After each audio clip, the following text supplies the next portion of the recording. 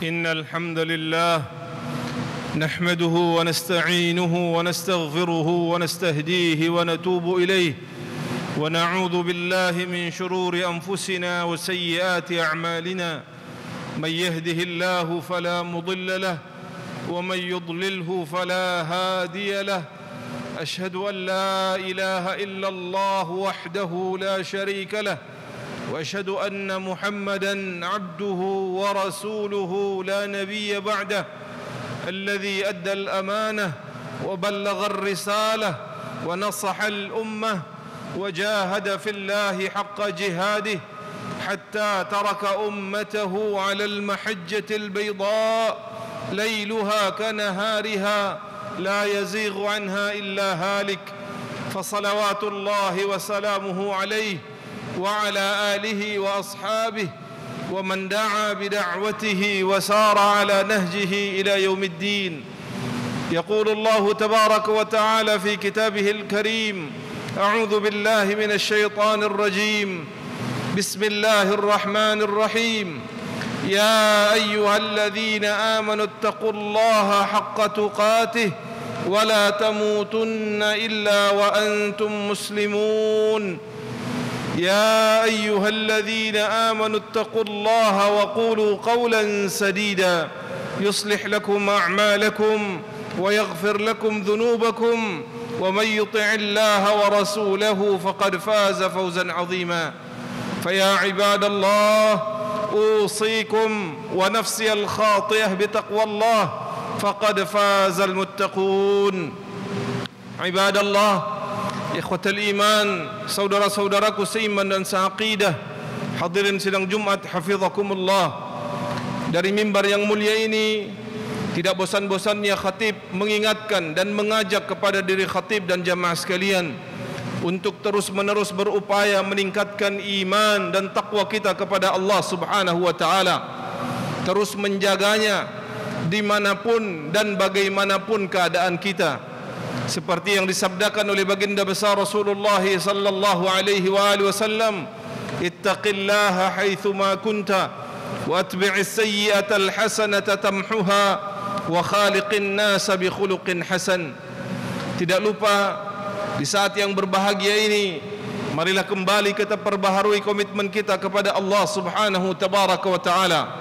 Komitmen selaku hambanya, komitmen selaku umatnya Rasulullah sallallahu alaihi wa alihi wasallam, komitmen selaku seorang muslim, komitmen yang seharusnya menemani setiap langkah di dalam kehidupan kita. Allah Subhanahu wa taala berfirman, a'udzu billahi minasyaitonir rajim. Qul inna salati wa nusuki wa mahyaya wa mamati lillahi rabbil alamin لا شريك له وبذلك أمرت وأنا أول المسلمين. عباد الله, إخوة الإيمان, hadirin sidang Jumat hafizakumullah. Hari ini kita masih berada di bulan Syawal. Berarti baru beberapa saat yang lalu Ramadan pergi meninggalkan kita. Namun umat Islam ketika ditinggal Ramadan, mereka berada dalam keadaan yang berbeda-beda. Ada yang tetap bersemangat dalam beribadah kepada Allah Subhanahu tabaraka wa taala, namun tidak sedikit yang meninggalkan ibadah sesaat setelah Ramadan pergi meninggalkannya. Pertanyaannya, ikhwatul iman, apa yang membuat dua keadaan umat Islam ini bertolak belakang? Yang satu tetap mengagungkan Allah Subhanahu wa taala, dan yang lainnya meninggalkan apa yang sudah mereka lakukan di bulan Ramadan. Salah satunya, kata para ulama, adalah apa yang mereka tinggalkan dari akhlak yang dicontohkan oleh Rasulullah sallallahu alaihi wasallam. Sebuah akhlak mulia yang apabila senantiasa dihadirkan pada setiap amalan akan menjaga konsistensi di dalam ibadah itu sendiri, dan terus-menerus dia patuh dan taat kepada Allah Subhanahu wa taala. Akhlak tersebut yang disebutkan oleh para ulama dengan muhasabah atau muhasabatun nafs, sebuah sifat yang begitu penting yang bahkan dicontohkan oleh baginda besar Rasulullah sallallahu alaihi wasallam. Mengapa muhasabah itu begitu penting, ikhwatal iman? Karena yang pertama, muhasabah adalah merupakan amrun ilahi.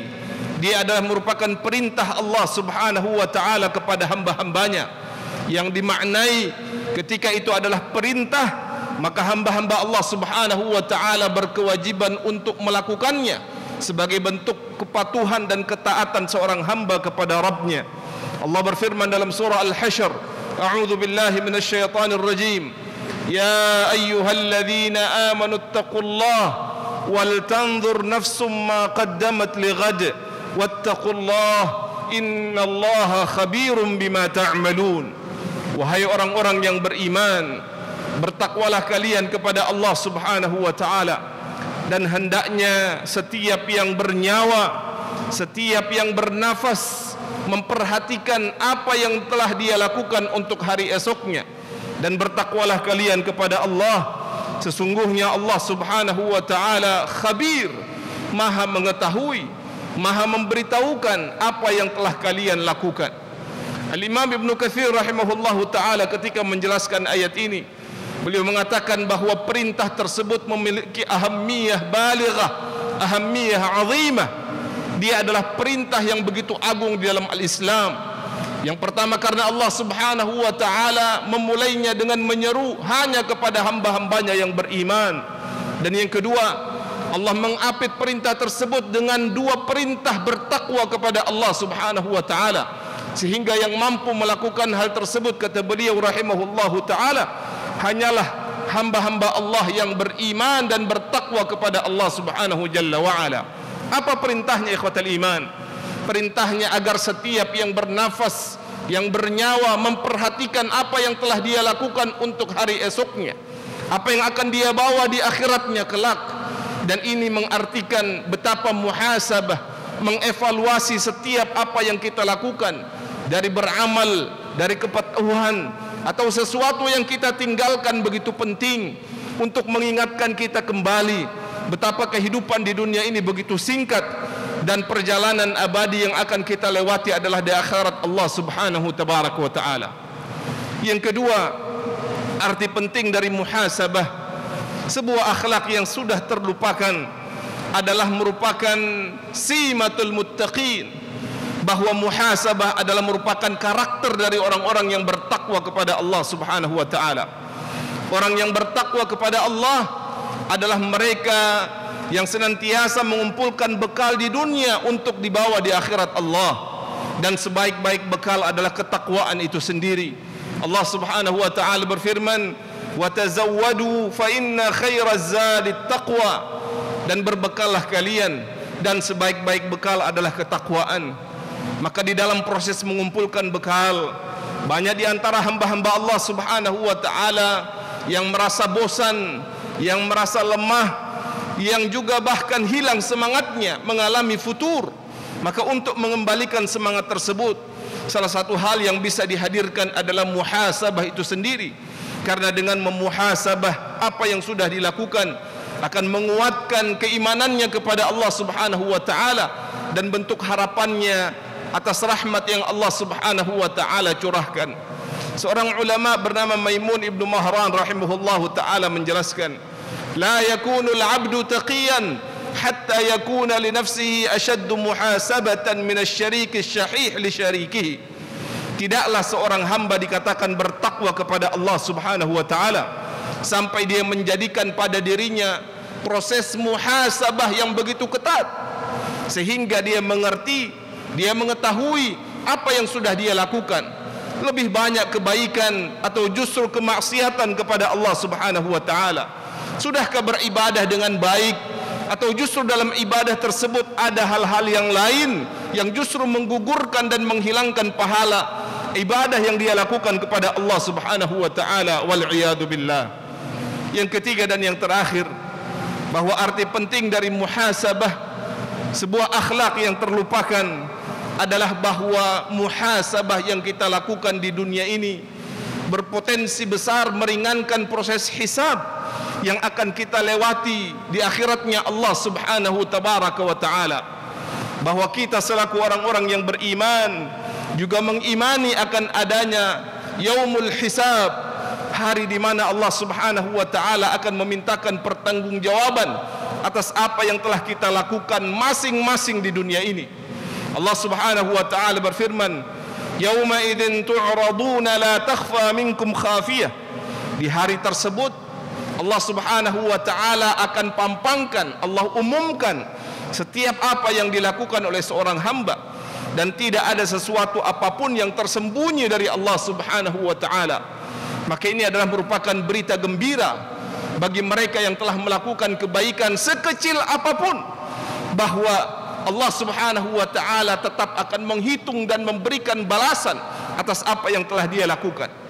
Sebaliknya, ayat ini juga merupakan sebuah tahdid, sebuah ancaman yang sangat menakutkan, bahwa ketika seorang hamba melakukan kemaksiatan kepada Allah Subhanahu wa taala maupun keburukan kepada sesama tanpa diikutkan dengan istighfar dan taubatnya atau meminta maaf kepada sesamanya, maka hal tersebut juga kelak akan dimintakan pertanggungjawaban oleh Allah Subhanahu Jalla wa'ala. Maka untuk meminimalkan kemaksiatan yang dilakukan, keburukan dan kedurhakaan, muhasabah ini memiliki peranan yang sangat penting. Itulah mengapa Umar bin Khattab radhiyallahu anhu berpesan, hasibu anfusakum qabla an tuhasabu. Hisablah diri kalian masing-masing di dunia ini sebelum kalian nanti kelak akan dihisab oleh Allah Subhanahu tabaraka wa taala. Mudah-mudahan ikhwatal iman, dengan menghadirkan sifat ini, akhlak mulia yang dicontohkan oleh Rasul sallallahu alaihi wasallam, bahkan diperintahkan oleh Allah Subhanahu wa taala, Allah memberikan taufik dan hidayah kepada kita semua. Allah memberikan kekuatan untuk beribadah, tunduk dan patuh kepada perintahnya dan menjauhi larangannya, dan Allah meridai apa yang kita lakukan serta dimasukkan ke dalam surganya. Amin ya rabbal alamin. Barakallahu li wa lakum fil Qur'anil azim wa nafa'ani wa iyyakum bima fihi min al-ayati wa dhikril hakim wa taqabbala minni wa minkum tilawatahu innahu huwas sami'ul alim. Aqulu qawli hadha wa astaghfirullaha li wa lakum wa li sa'iril muslimina wal muslimat fastaghfiruhu innahu huwal ghafurur rahim. Allahumma salli wa sallim wajid wa barik ala rasulillah wa alihi al-adhar ala rasulillah. Allahumma salli ala sayyidina Muhammad wa ala ali sayyidina Muhammad.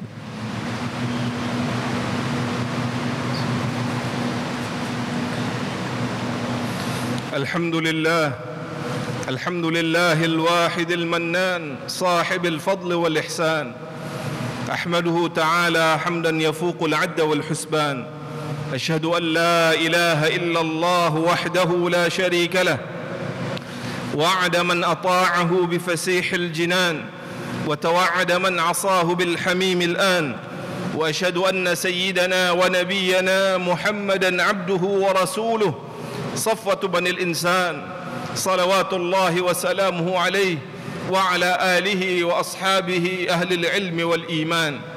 فيا عباد الله، اتقوا الله حق تقاته ولا تموتن إلا وأنتم مسلمون.